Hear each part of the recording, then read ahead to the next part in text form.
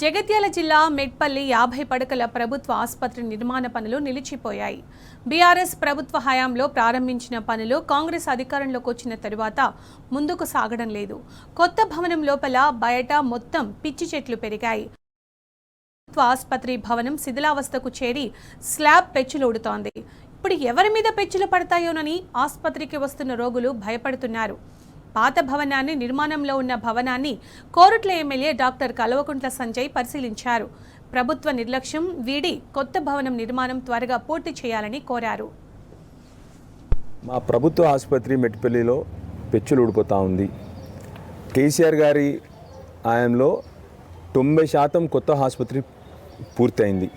కేవలం మిగిలిందల్లా ప్లాస్టరింగ్ కూడా అయిపోయింది. ఆ హాస్పిటల్కి కేవలం మిగిలిందల్లా కిటికీలు పెట్టి ఫ్లోరింగ్ చేసి హాస్పిటల్ని సంపూర్ణంగా మా పేషెంట్లకి పూర్తి చేసి ఇవ్వచ్చు. మిమ్మల్ని పదే కోరుతా ఉన్నాము.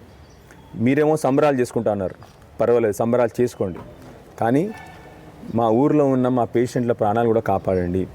మీరేమో కృత్రిమ మేధస్సు, ఆర్టిఫిషియల్ ఇంటెలిజెన్స్ అని చెప్పేసి పెద్ద మాటలు మాట్లాడుతూ పెద్ద 4th సిటీలు కడతా ఉన్నారు. మేమేం కోరుతా ఉన్నాం మిమ్మల్ని అంటే, మా మానవ మేధస్సును కాపాడండి, మా సిటీని కాపాడండి, ఉన్న సిటీని కాపాడి మాకు ఇక్కడ ఉన్న ప్రజల్ని కాపాడని చెప్పి మిమ్మల్ని కోరుతా ఉన్నాను. మీరు సంబరాలు చేసుకోండి. చిన్న పనులు కూడా చేయలేకపోతా ఉన్నారు. ఇప్పటికీ పలుమార్లు మేమేం కొత్త కూడా అడగట్లేదు.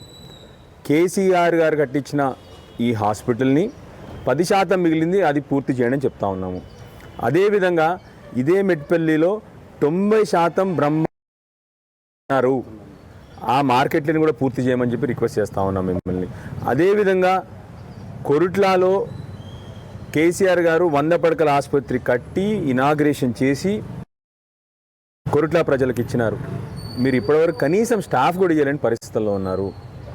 దయచేసి మిమ్మల్ని మేము కోరుతా ఉన్నాం. మేము కొత్త కోరికలు ఏమీ కోరట్లేదు. మా మెట్పల్లి పట్టణంలో, కొరుట్లా పట్టణంలో ఆ రోజు కేసీఆర్ గారు శాంక్షన్ చేసిన TUFADC ఫండ్స్ ద్వారా మా పనులు ఏదైతే రోడ్లు, డ్రైన్లు మిగిలినాయో అవి పూర్తి చేయండి.